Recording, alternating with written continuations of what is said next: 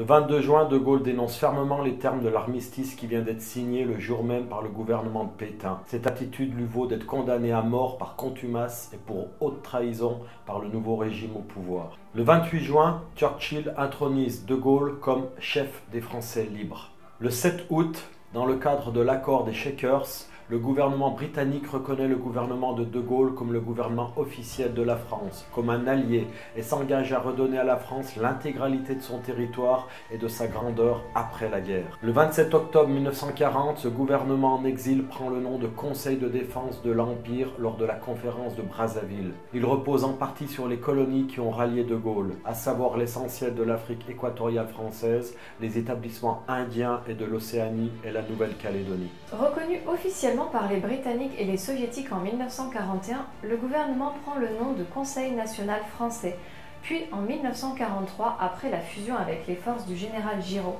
celui de Comité français de libération nationale.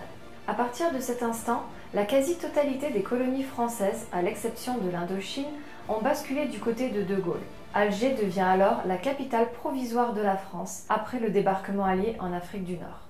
La grande victoire de Gaulle est d'avoir permis à une autre France, libre et combattante, républicaine, d'exister sur la scène internationale.